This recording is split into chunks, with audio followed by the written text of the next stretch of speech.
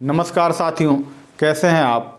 Politics with Pankaj में एक बार फिर से आपका स्वागत है। मैं हूं Pankaj Pandey, political performance coach और आपका दोस्त। साथियों, पिछले कुछ दिनों में मेरे पास राजनीति से जुड़े हुए कई लोगों के सवाल आए और ये सवाल इतने गंभीर थे कि इसे एक तरह से राजनीतिक त्रासदी भी कहा जा सकता है। राजनीतिक क्षेत्र में काम करने वाले 10 में से 8 व्यक्ति इन सवालों से जूझ रहे हैं।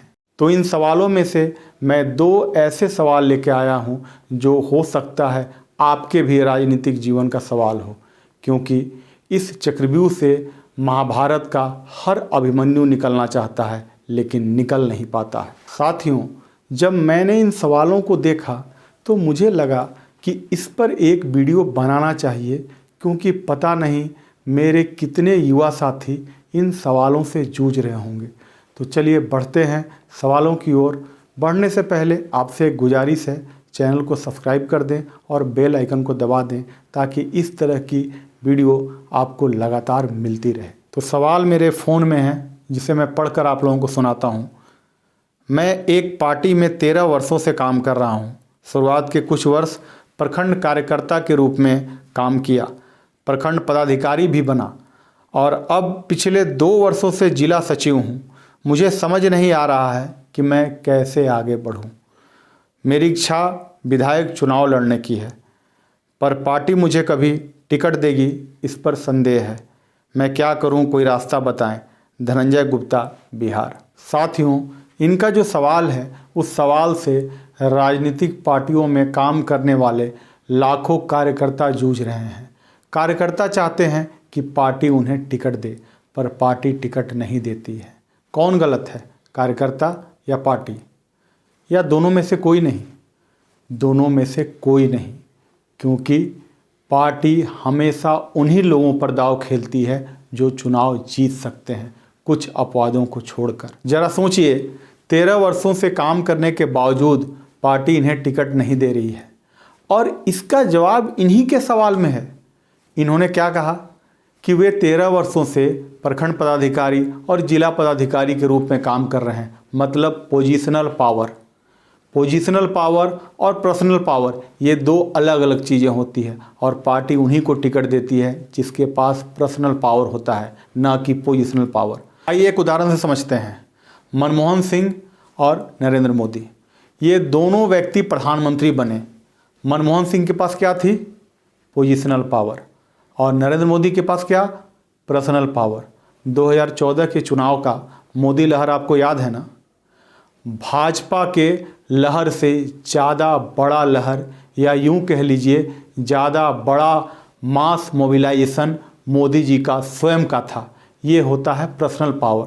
तो जब तक आपके पास पर्सनल पावर नहीं होगी तब तक आप राजनीति में सक्सेस नहीं कर पाएंगे। और इस बात को नोट कर लीजिए, never rely on positional power. कभी भी पोजीशनल पावर पे रिलाई न करें, विश्वास न करें, वरना आपकी राजनीति का बंटाधार होना तय है। चाणक्य ने अपने शिष्य चंद्रगुप्त को यही गुरु मंत्र दिया था और ये गुरु मंत्र आप लेकर जाएं कि यदि आपको राजनीति में सफल होना है तो आपको अपनी पर्सनल पावर बनानी ही पड़ेगी और इसका दूसरा कोई और अल्टरनेटिव आपके पास नहीं है। और जब तक पार्टी आप पर डिपेंडेंट नहीं होगी तब तक पार्टी आपको कभी भी सीरियसली नहीं लेगी, कभी भी गंभीरता से नहीं लेगी। चलिए बढ़ते हैं अब अपने अगले सवाल की ओर। अगला सवाल है, मैं विधायक का चुनाव लड़ना चाहता हूं और अपने क्षेत्र में हमेशा सक्रिय भी रहता हूं। मैं पार्टी से टिकट के लिए लगातार अपने ही क्षेत्र के एक सांसद के द्वारा प्रयास कर रहा हूं। ध्यान दीजिएगा इनकी बात पर, ये पार्टी से टिकट के लिए पार्टी के थ्रू नहीं, ये सांसद के थ्रू प्रयास कर रहे हैं। मैं उन सांसद के साथ पिछले 17 साल से जुड़ा हूं। उनके हर चुनाव में मैंने दिन रात एक करके काम किया। उनके चुनाव में खुद के पैसे भी खर्च किए।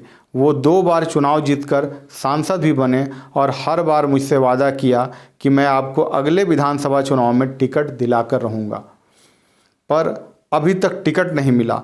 अब सोचता हूँ कि अगले विधानसभा चुनाव में खुद से ही टिकट लेने का प्रयास करूं, लेकिन फिर सोचता हूं कि एक आखिरी बार सांसद के माध्यम से ही प्रयास करूं।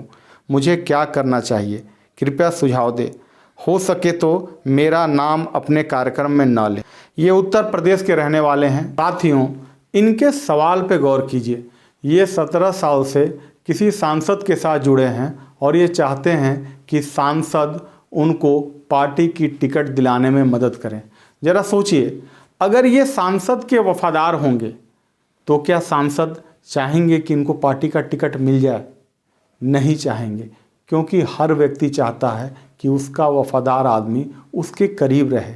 अगर ये विधायक बन जाएंगे तो हो सकता है कि आज जितने उपयोगी वे सांसद के लिए हैं, कल वे न रह जाएं। और अगर वे सांसद के वफादार नहीं होंगे तो सांसद उनमें दिलचस्पी क्यों लेंगे? समझिए, यहाँ वफादार हों या न हों, दोनों ही सूरतों में राजनीतिक हत्या आपकी ही होने वाली है। साथियों, बहुत ही सुलभता से इसको देखा जा सकता है कि कई युवा किसी सांसद, विधायक के साथ कई सालों तक बने रहते हैं, उनके साथ लगातार चलते रहते हैं, इस उम्मीद में कि एक दिन वे सांसद या विधायक उनके जीवन को भी ऊपर उठाएंगे, उन्हें भी राजनीतिक तरक्की मिलेगी। लेकिन ऐसा कभी भी हो नहीं पाता है।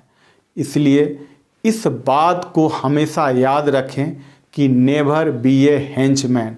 हेंचमैन उसे कहा जाता है जो ब्लाइंड फॉलोअर होता है, या यूं कह लीजिए ब्लाइंड फॉलोअर से भी एक कदम आगे।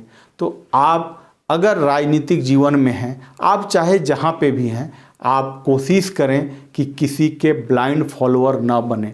और दूसरी चीज़, किसी सांसद या विधायक के साथ आपका नाम लगातार न जोड़ा जाए।